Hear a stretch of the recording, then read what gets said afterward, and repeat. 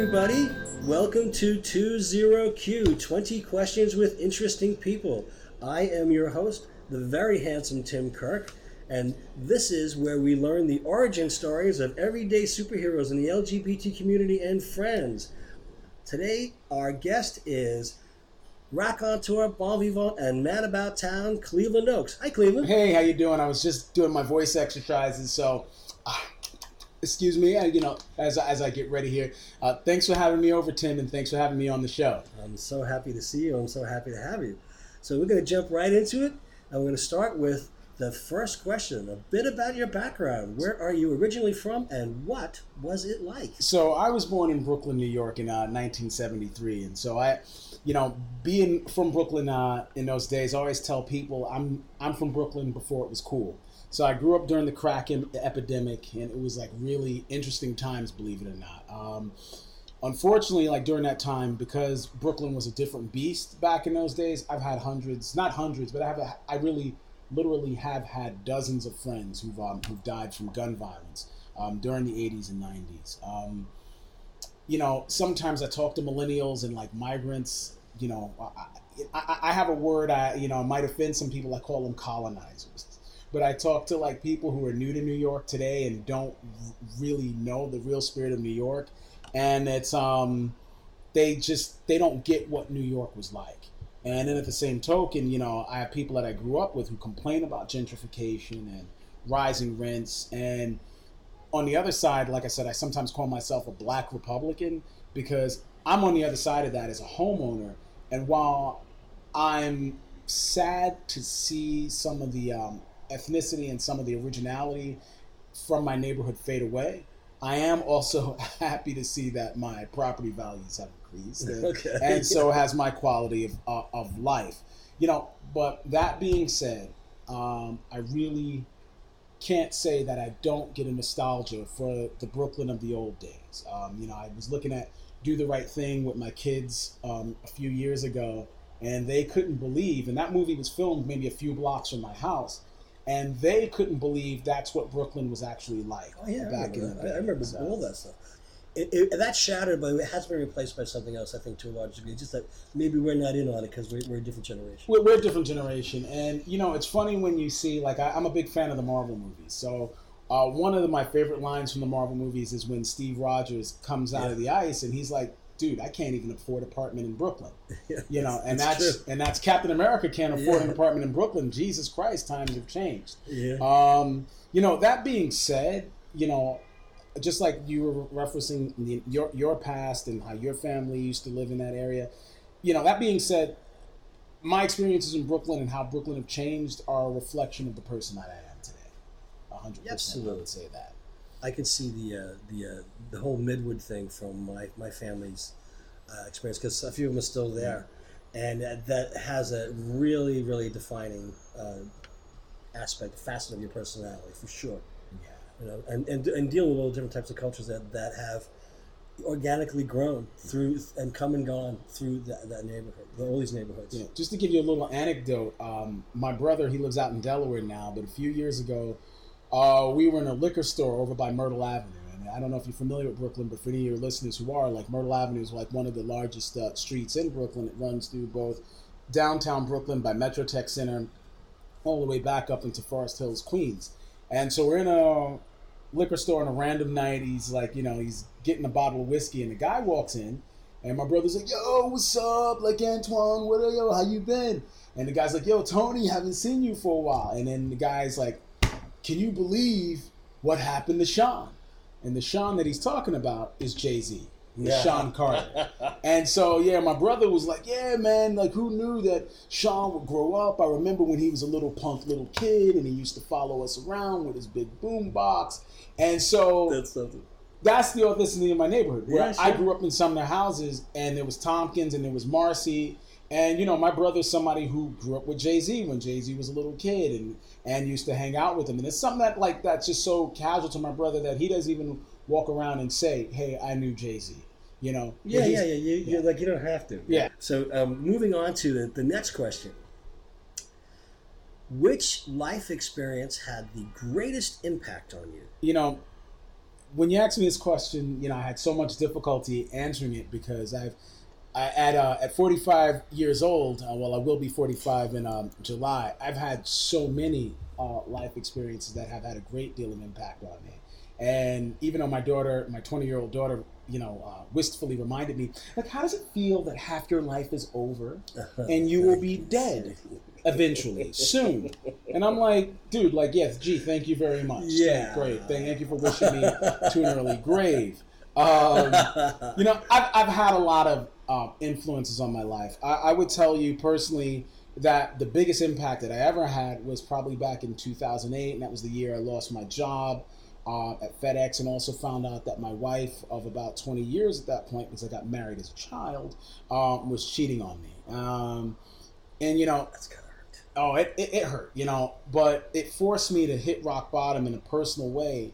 That was a tremendous wake-up call for me. It helped propel me in another direction.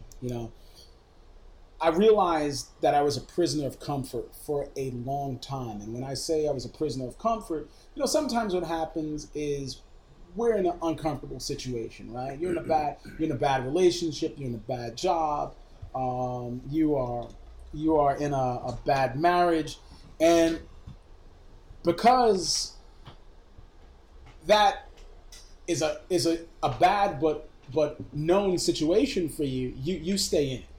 Yeah. Like, Yeah.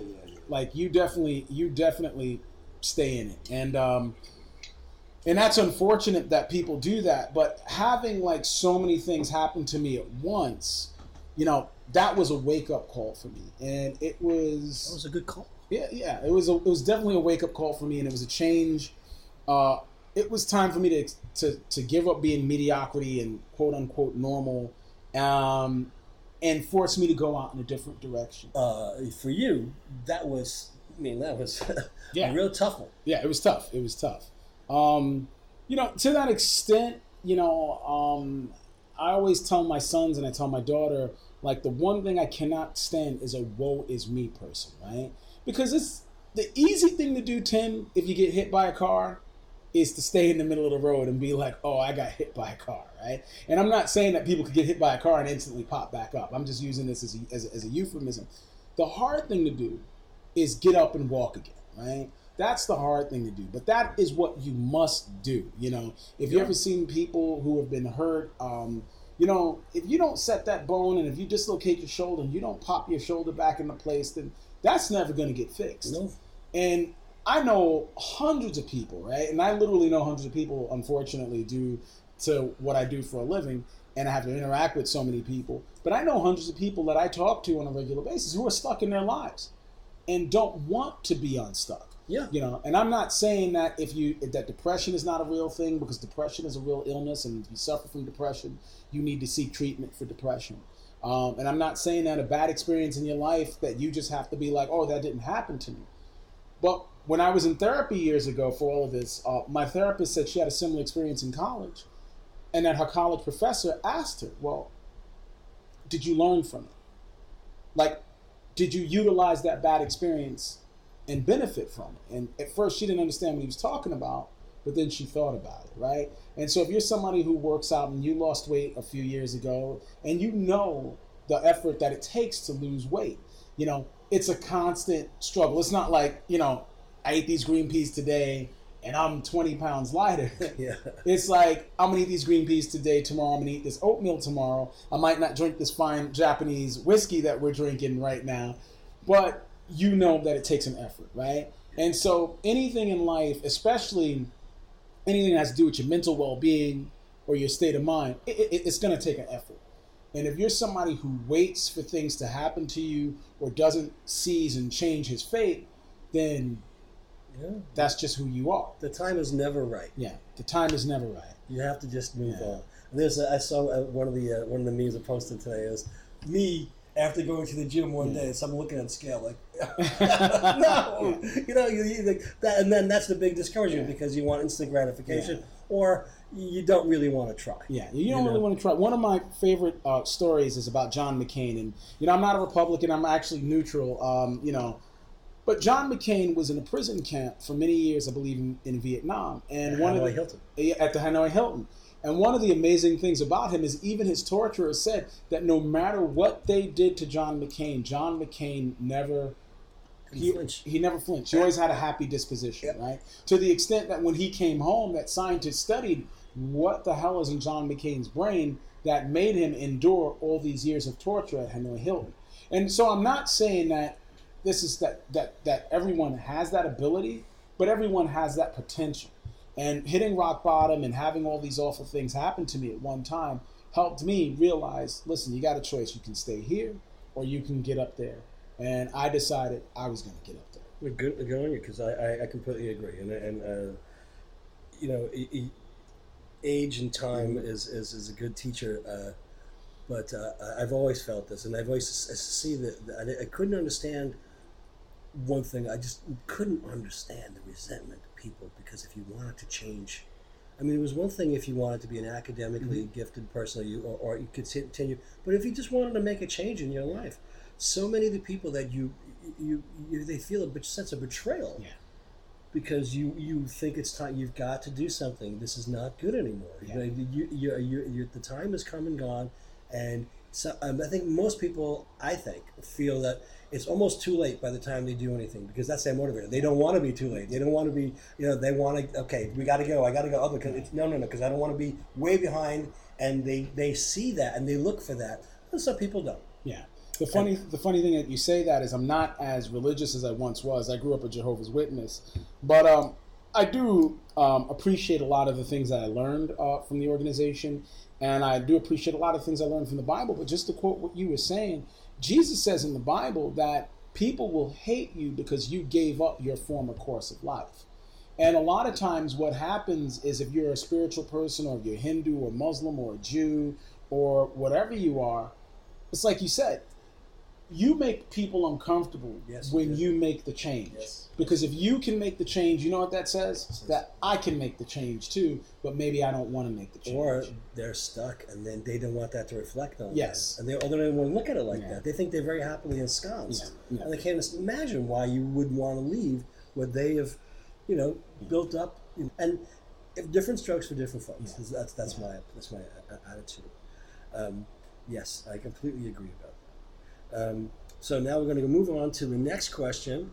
Now, this is something that everybody wrestles with a little bit if they think about it. What would you say to anyone interested in an aspect of your experience? Meaning, if someone wanted to explore an idea or a prospective opportunity based on what you can tell them, what would be the main thing to encourage or discourage them? Okay, so we're going to touch back on question 2, right? Yes. So, once again, don't take a perceived failure and let that destroy you, right? You need to accept adversity for what it is, but build up from it. Once again, let's go back to the gym analogy. The Rock is not the Rock because he sits home and eats bonbons and, drinks this fine Japanese whiskey, or, eats Twinkies. The Rock works out every day. Listen, I swim 45 minutes every day, and I started back weight training for at least another 40 minutes every day. And, it's a struggle, but it's like I said, Tim, you have to accept the adversity in your life, and you have to build up from it. It's like I told my sons, you have to, I cannot stand woe is me people. Bad things happen to you all the time. Bad things happen to people all the time. And there's not one person in this world, no matter if they're rich or they're poor, that has not suffered from some type of tragedy. I always say plan for the worst and then work really hard despite all the odds to have the best outcome in life. And, it touches back to what you said. You have to be really, people don't realize it, right? But you have to really be mindful of your association and the friends that you have in life, right? And as a kid, I didn't understand it. I didn't think my mom and my dad wanted me to hang out with the cool people and the cool kids, right? But I was listening to a speaker a few years ago, and he was talking about how sometimes bad association spoils useful habits, and how people who are so-called friends and family can bring you down. So I'm going to use the fitness example again. And what he was saying is, for many years, he struggled with his weight. He was actually too skinny, and he wanted to bulk up, and he wanted to get buff, and he wanted to get in shape.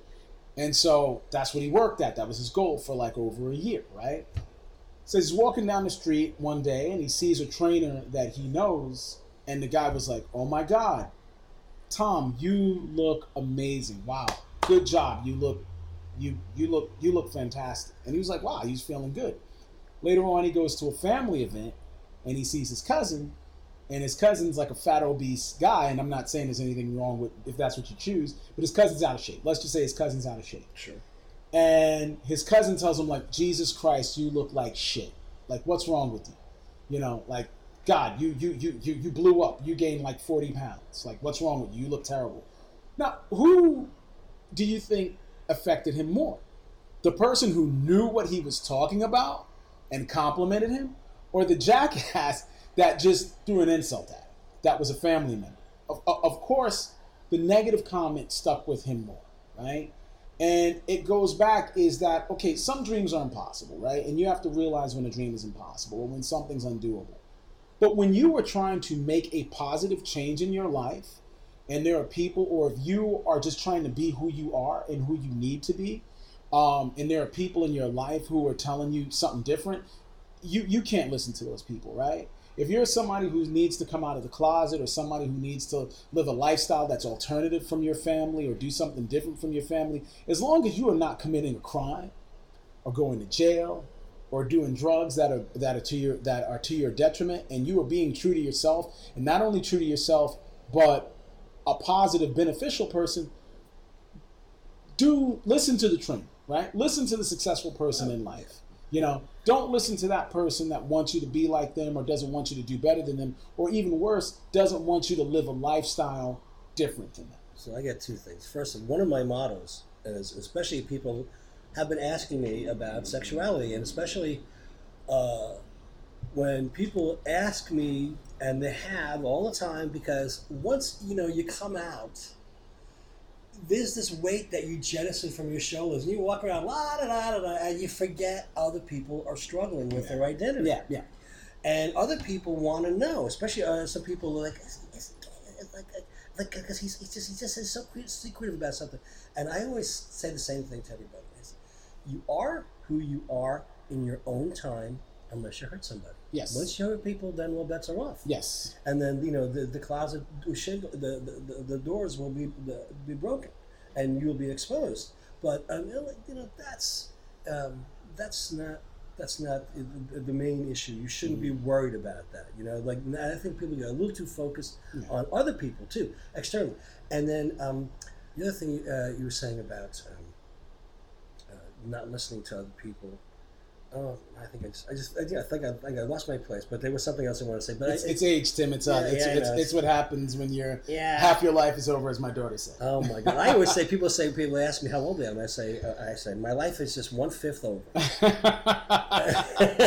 Listen, I'm going to live forever, so we'll see. Okay, so what were you saying? I forget. Maybe do a little editing. Yeah, that's fine. We can do some editing. Some editing. So now we go on to the question. What is your most noteworthy achievement? I know you got a great answer for this. Yeah, so surviving being a single dad of 4 teenagers. Four teenagers. And they're adults now, They're right? adults now, and they're not adult enough. But I want them all to leave, but then at the same time, my mom is still waiting for me to leave her house. But this being New York City, it is what it is. But it's I've been a single dad now probably for close to 8 years. And it's been a struggle to be both a mother and a father to my children. To where I went from my daughter being a little girl, where I'm driving my daughter home from college, and we're talking about like sexuality and her sexuality. And I'll respect her privacy, so I won't get into it. But we're talking about things. Where I'm talking about to my sons, and I'll respect their privacy also about their sexuality. Do they like men? Do they like women? And I've had a child that struggled with that. Where it was to the extent where it's like, my guy. Like, I don't care, right? Like, if you like men, you like men. If you like women, you like women. But be happy, right? Nobody wants you to be miserable and walk around miserable and live a life that's not true to you. So it's been an interesting experience being a parent. I often tell people that it's been like living with Mike Tyson, Condoleezza Rice, Donald Trump and Barack Obama. Oh my. And that's how different my children's personalities are. Really. Where they're all, if you ever seen the movie Gremlins, it's like literally like somebody dropped, I was Mowgli and they fed me after midnight and dropped some water on me. And so my children are all different versions of me. And sometimes they're frustrating, sometimes they're enjoyable. But if you are a parent who is out there, 9 times out of 10, your children are frustrating. But they are enjoyable when they do the right thing or when they have. That's the question. Is what's it like living with fully formed? Now they're approaching or entering adulthood. That's got to be something, because you have to sit back. I mean, a lot. I'm sure you've got to sit back. Like, you can't control a lot of stuff. Also, they have their own minds and stuff like that. So, imagine just to observe and be a witness to this has got to be something else altogether. Yeah, one thing I talked to my therapist about, because I date a white woman, and I'm black. I'm African American, if you couldn't tell. And in the African American community, sometimes we joke like, we don't go to therapy and we don't believe in mental treatment or talking to a counselor. But because I date a white woman and because I date a woman, period, I need to go to counseling. But I speak to a therapist, and that was one of the things that he helped me appreciate is, sometimes you look back at your relationship with your mom and dad, right? And, sometimes us as kids growing up, our relationship with our parents is contentious, right? But unless you have a parent who literally did not love you, and there are parents out there like that, or parents who are jealous of you or jealous of your youth, really, if we're good or bad, your mom and dad wanted what was best for you. Mm-hmm. And and now, that I'm older and I've made all my mistakes and I will probably make more, I literally just want what's best for my children. However, hindsight is 20/20. Mm-hmm. And like my therapist told me, he's like, dude, that's their lives, right? Yeah. You may disagree with a lot of what's going on in their lives, but you have to let them live their life, right? One of the things my fiance and I disagree upon, and we're at completely different ends of the spectrum in regards to where we are and parenting, like her kids are still young, is she's like, well, you're a friend to your children. I'm not a friend to mine. And I've been through that phase where I was James Evans. If you ever watch Good Times, for you younger listeners, they probably have no idea what the hell I'm talking about. But I've been James Evans, where I'm like, JJ, come here, I'm gonna spank you or whatever. And so I've been that guy, right? But now my children don't need that guy. They don't need that disciplinarian. They need the voice of reason, and they need me to be more friendly to them, but also realize, yes, I'm dad.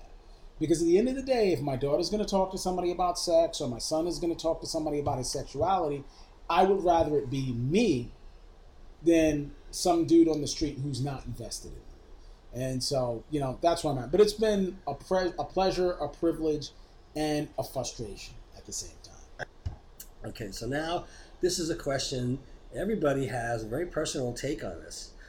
The biggest personal challenge you have faced, whether it be a personal injury, a seemingly overwhelming task, a personal or professional goal, a difficult situation you had to overcome. Okay, so we're on a theme here tonight, because we're going to go back to questions 2 and 3. Yes. And so I'm going to go back to the experience where I had with my ex-wife and losing my job and losing my profession. That's awful.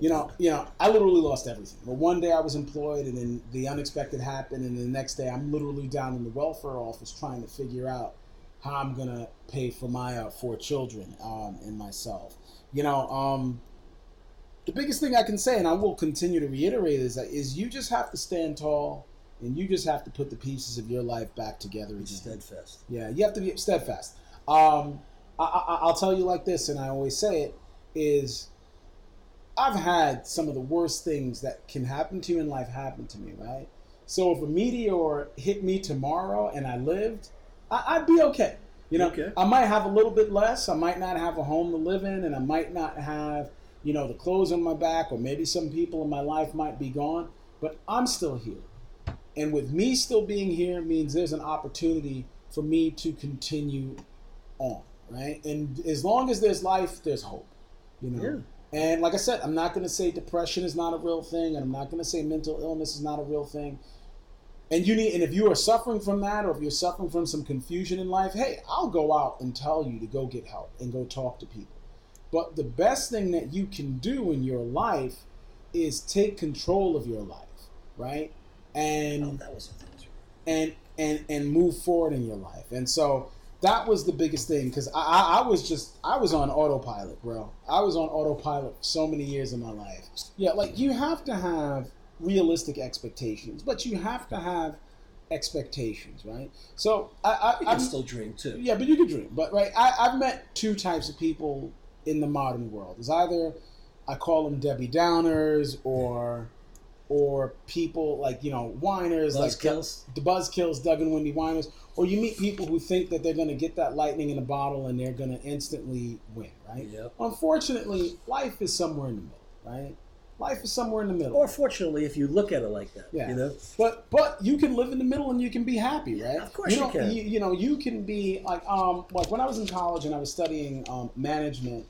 There was a gentleman who used to run like Sunglasses Hut, I believe, and he was the CEO of the company. And he said that at the end of the day, he would rather his epitaph read, and this was what he measured success on, not that I'm such and such and I made $1 billion or I made $1 million, but that I was such and such, and I was a good grandfather, and I was a good husband, and I was a good dad, and I was a good friend. He was like, if my epitaph reads that, that's what I want.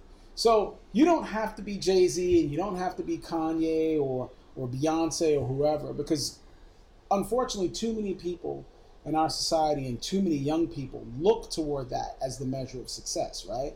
So when I'm saying change your state, change your state. But if at the end of the day you're a sanitation worker or a transit worker or you may be a guy in a bodega that's what you're doing, then that's what you're doing. And there's nothing wrong with that. You can respect your job. Yeah. That makes you gives you dignity. Yeah. But unfortunately, we live in a society where, and I'm not going to go too much on a tirade, but we live in a society that professes that you've only made it if you've got this certain amount of money, if you've got this guy on your arm or this woman on your arm, and that's not what success is, right? Success is being able to come home and feel content every day. So now, what would you say was the transformational moment of your life? A meaningful gift, a reason to belong to something, being a parent, a good job, a bad job? So this is a story I'm going to refer to, and about a conversation I had to have with an employee at work. So I had an employee. She was good, but she was kind of underperforming, and so I had to give her a lecture. So I sat her down and explained to her, at the end of the day, she didn't work for me. You work for me, but you don't work for me. But that she worked for her 5 children, right? And that she should come in and do the best job that she could, not for me, not for the company, but for the people that were counting on her. And even though I was in a superior position, I explained to her, my personal motivation is heck. I love my job, I love money, but at the end of the day, I do not want to go home and explain to my grown children why I do not have a job. If I falter or I feel like I'm faltering, I always ask myself, what example am I setting for them? That's very good. And that's even though that they're adults now, is what example am I setting for them? And that is just having children, just having gone through adversity. These were all very transformational things for me. I can see that. So yes, and I appreciate that very much.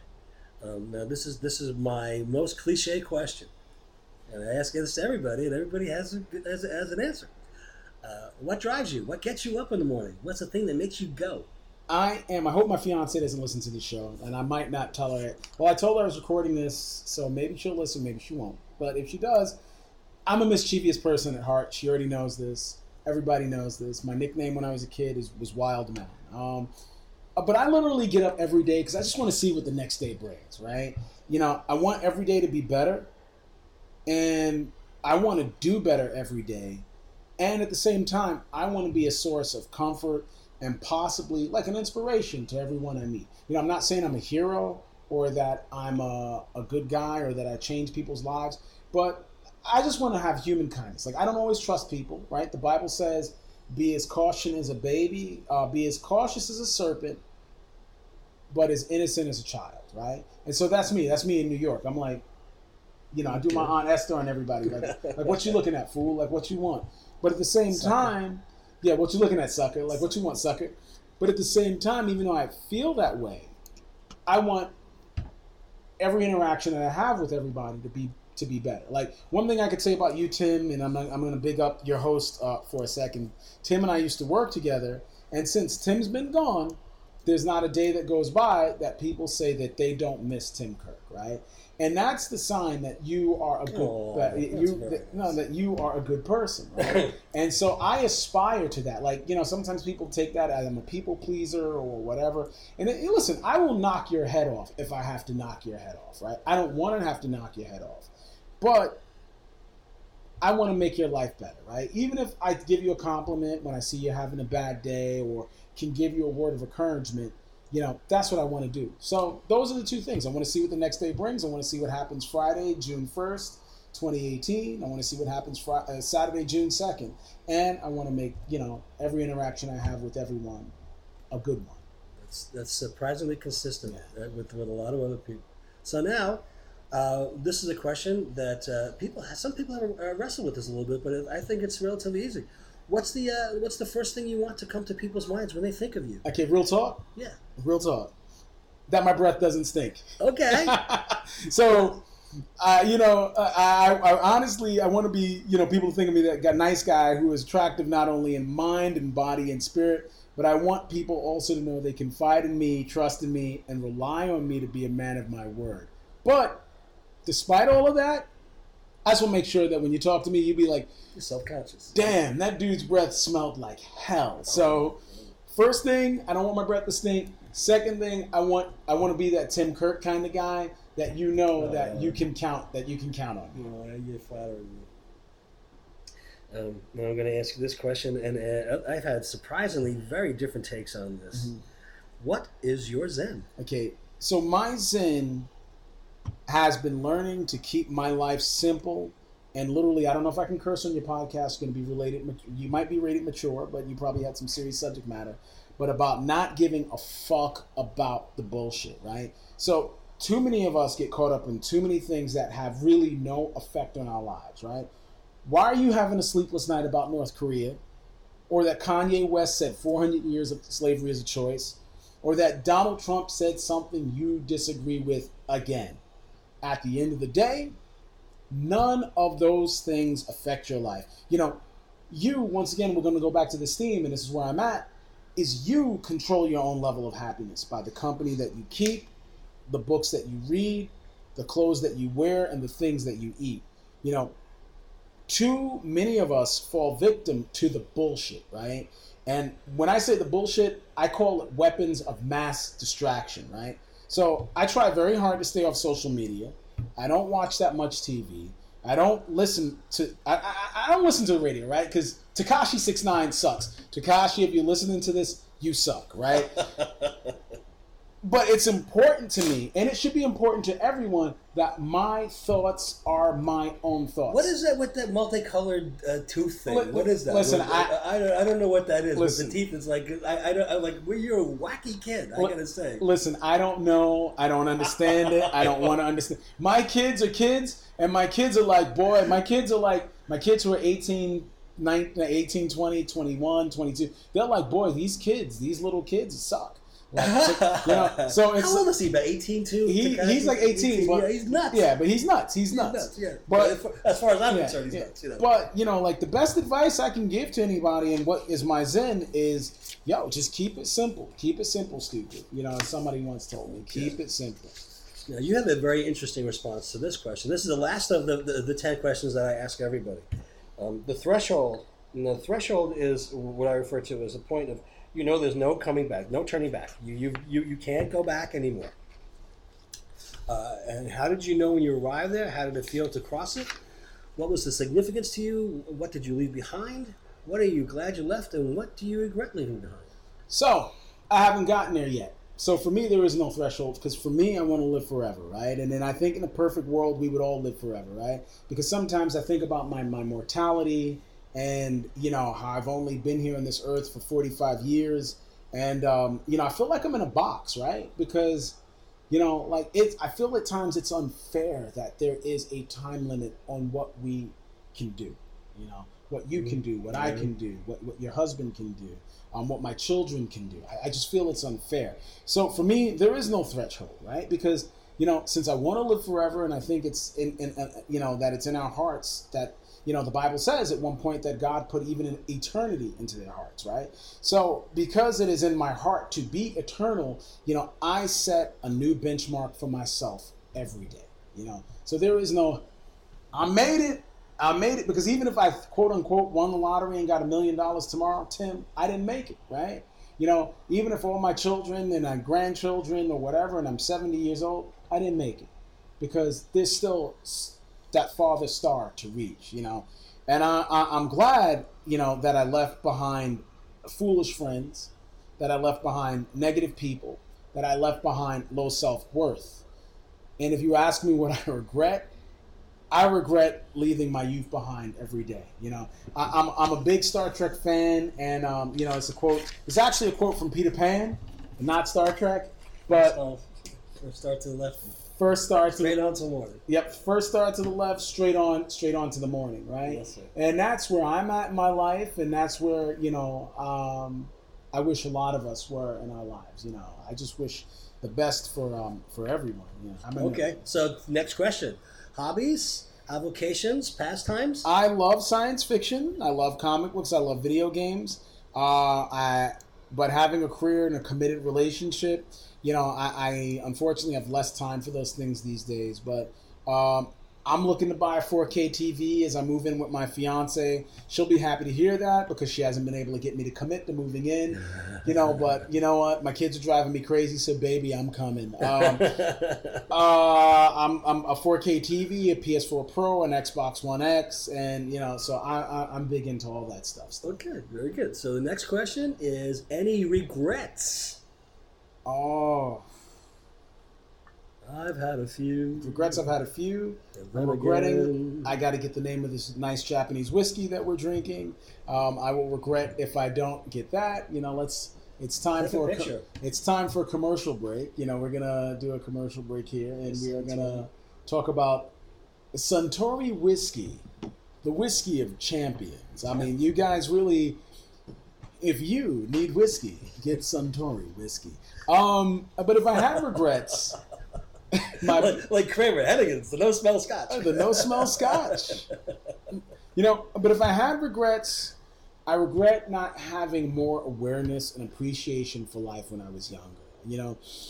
I wake up every morning and I feel more aware than I was the day before. And if I could go back and tell my 13-year-old self or my teenage self or my 30-year-old self or even, my 42-year-old self some days, dude, calm the fuck down. It all works out in the end, but make sure you take every opportunity that comes your way. So, if I have any regrets, it's that. It's not being more self-aware at a younger point in my life. Okay, I'll agree. I'll agree that's a very valid point. My biggest regret is not having the patience that I should have had, and I still don't have. And patience is really one of the best things to have. It also lets you see things more clearly. Yeah. So going on to this question, who, especially since you're a geek, who do you read? Right now, I am reading the works of Brandon Sanderson, and if you are a fantasy science fiction buff, I would tell you to research all things Cosmere.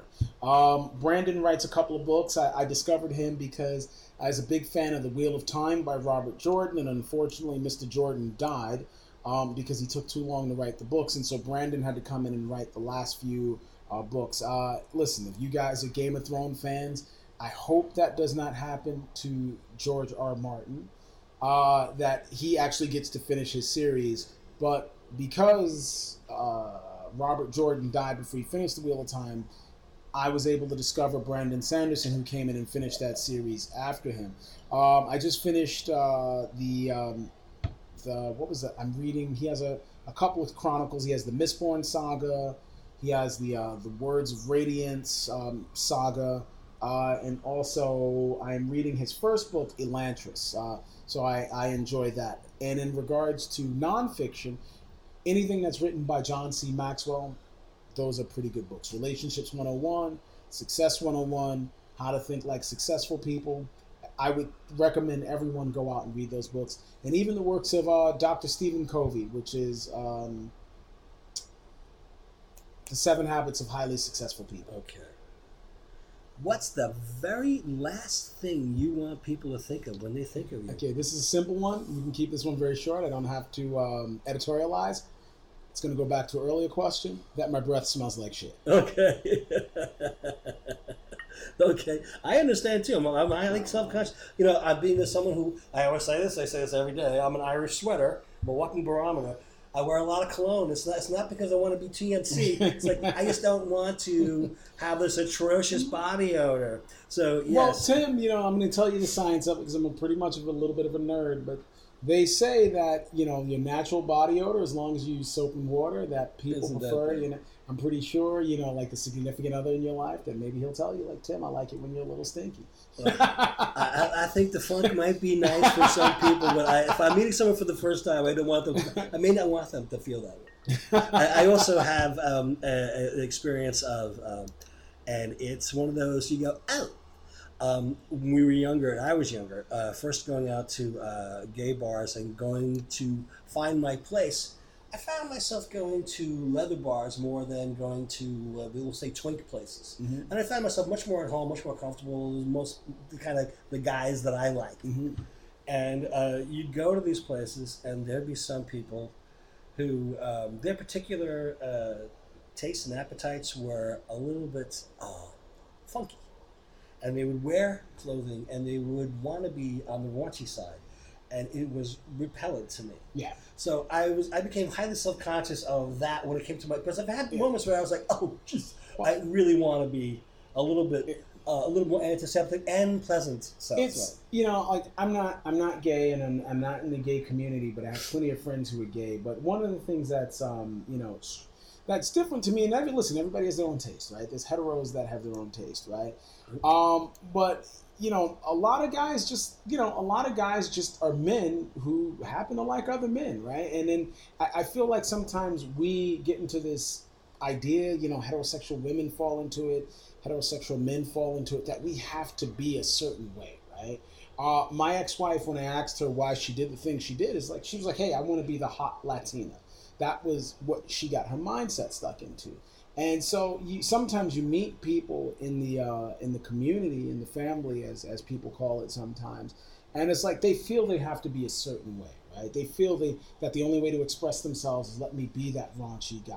That's their thing. That's their thing. And if that's your thing, that's your thing. Yeah. But sometimes, people mistake it. Sometimes a person who's gay just happens to be a guy who's a guy who drinks his beer, drinks his Budweiser. He works every day. There's plenty of those guys. He's a blue collar guy, and he just happens to like men, and he doesn't fit into a category.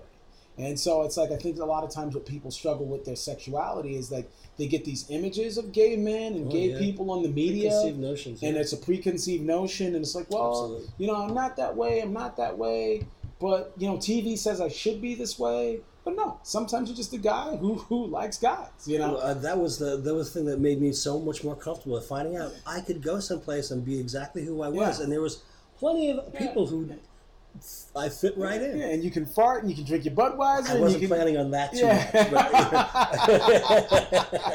that wasn't the priority. But sure, there are people who do that.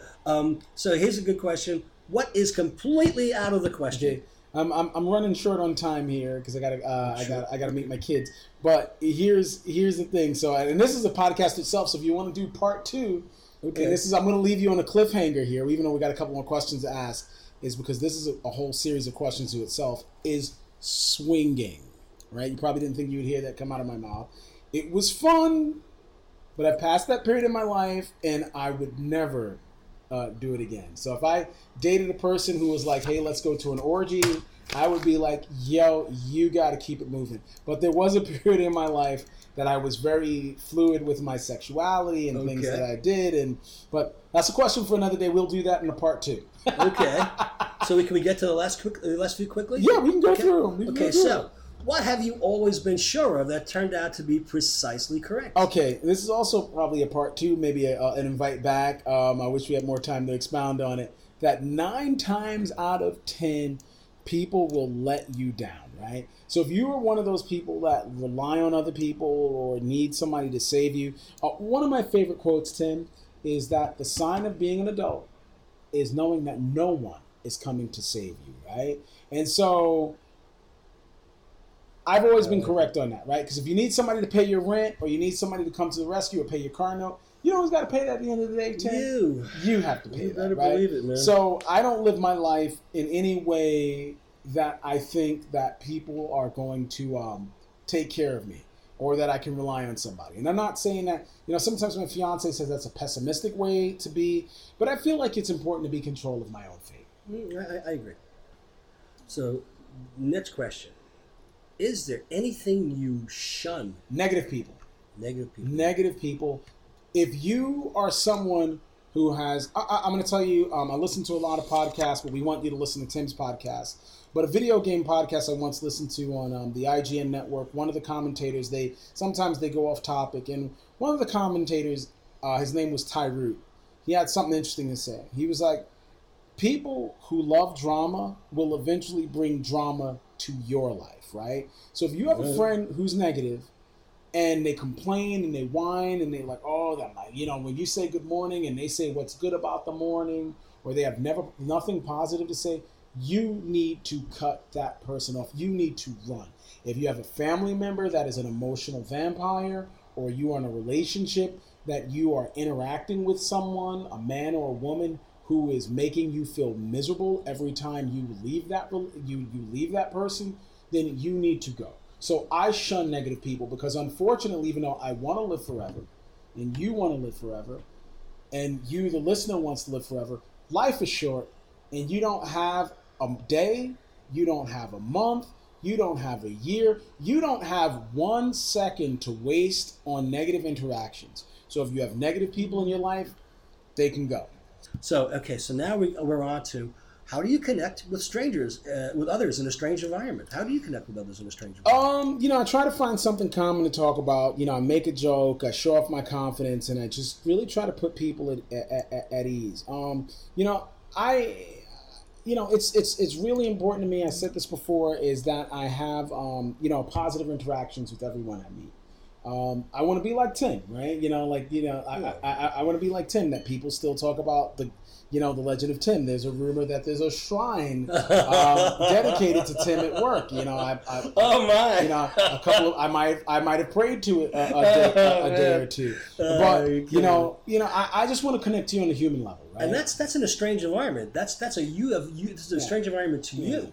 So it tells a lot about you. Yeah, the company that I work for will remain unnamed, but the position that I had there for many years, and I never thought about it like this, but I've had many people tell me that I used to have a front office space where I sat in this area. Tim will tell you that was like a desk surrounded by elevators, and they used to have a new hire orientation. Yeah. And I've had so many people who told me that I am the first person that they met when they at their first day of work, and that my attitude and me joking with them and putting them at ease was a positive impact on their career.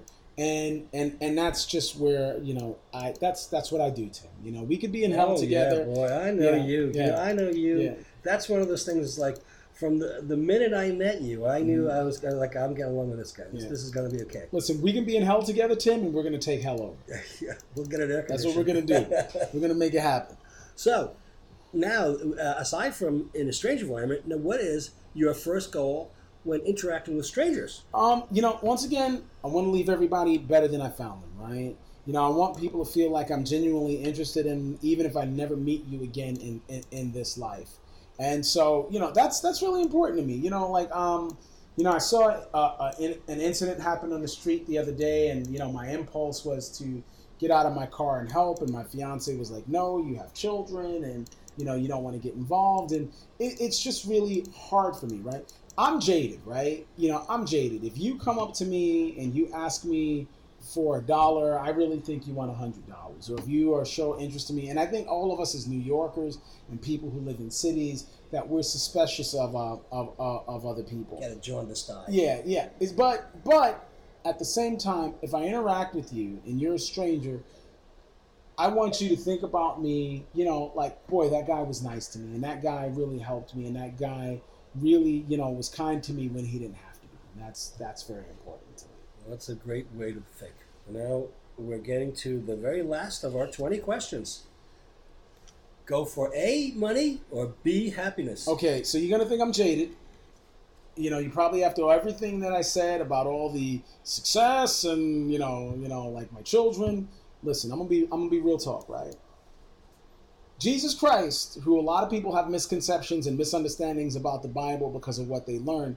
Jesus Christ said you need unrighteous riches, right? This is a guy who was pious and he was a carpenter's son. But you got to remember, like when he died, at the end of the day, he had an expensive robe on that the Roman soldiers were gambling over his robe. They wanted his clothes because Jesus had on expensive clothes when he died, right? Not saying that money is important, but if it was money, yeah, money, because I could always buy a yacht and sail up to happiness. And real talk, while the love of money, it's the people say money, but it is the love of money that causes injury, right? It's the root of all evil. But the love of money, not money. It's the love of money. Money, when you use it the right way, is a beneficial tool, right? If you're rich and miserable, and there's a lot of rich and miserable people out there, chances are that you were broke and miserable also, right? But you need structure, right? And having money in your life is a tool to get you the things that you need in your life, right? You're always going to have a bit of struggle. There's millionaires out there who are struggling because they're paying, property tax and they're paying an electric bill on a $27 million mansion. See, we watch these TV shows and we don't think about that aspect of it, right? J-Lo or Jay-Z or whoever, they may live in a $40 million mansion, but they're paying the electric bill, they're paying the water bill, they are paying they're paying the maintenance. They're paying their staff. They're paying their staff. You were paying property tax. And so there's stress at every level of life, right? So money, when you use it unwisely, look at MC Hammer. MC Hammer was like probably the most prolific rapper of all time, and he is broke, right? Yeah. And so money, when you use it the right way, right? When you use it the right way, is a tool that will lead you to happiness, right? But on the same token, as I put in my answer, you need a little bit of struggle in your life. I like Morrissey. I don't know if you like Morrissey or the Smiths. But yeah, you're right. Yeah, I know. I'm crazy, right? You're a gay man in New York. Of course you like Morrissey and the Smiths, right? But I love Morrissey. And one of my favorite lyrics is back in the days, he says, back in the days we were frightfully poor. I just loved you more, right? And so it goes back to success, right? I need money as a tool, right? Because I need money to buy clothes. I need money to get on a train. I need money to buy food, right? But too much money is like putting the game on God mode, putting the game on easy. And if you're a video gamer and you like video games, when you put the game on easy mode, it no longer renders a challenge and now the game is boring, right? So whereas I choose money to a limit, but I still want some barriers towards me so that I have that threshold that I look for every day, right? Because otherwise you will wind up somebody as a Michael Jackson, right? And God bless him, he's a wonderful entertainer and a singer. But when you have all of these barriers removed in your life and you have no structure to your life, what do you need? You need to take like a medical sedative to make you happy, right? Because that kind of speaks to the endurance of the human spirit, that you can take something as a recreational drug that should kill you and live a bunch of times until it actually does kill you. But you need a level of struggle in your life. You need someone to say no to you. Yeah, and you need someone to say no to you, right? But money, and as long as I keep those other things in mind, the money will help me achieve happiness, right? In conclusion, one of the things I'll say is I grew up a Jehovah's Witness, and one of the things the Jehovah's Witnesses will tell you, and I'm not anti-Jehovah's Witness, it's just not a lifestyle for me right now at this time, is that they'll be like, you'll go to a Jehovah's Witness convention, and this bugs my kids out, that you'll have people that be like, brother, I turned down a $250,000 a year job because I wanted to knock on doors, right? And the audience will be like, woo, that's amazing, right? And my kids are like, that motherfucker is crazy. Like I said, I don't know if I can curse on your podcast, right? But that made that person happy, right? But at the end of the day, real talk, we don't live in the woods. We live in New York City. And unfortunately, you can turn that job down and maybe knock on doors and be happy for the rest of your life. But if you want to go to Whole Foods and spend your whole paycheck on 3 things, you need money. Agreed. You know, and you need money. Yeah, and I'm not saying that to be jaded, but money, and have a healthy view of money, and that will lead you to happiness. Okay, so that brings us to the end of another edition of 20Q. And as the kiddies say, which I always say at the end of the show, as the kiddies say, peace out. We'll see you soon. So peace out.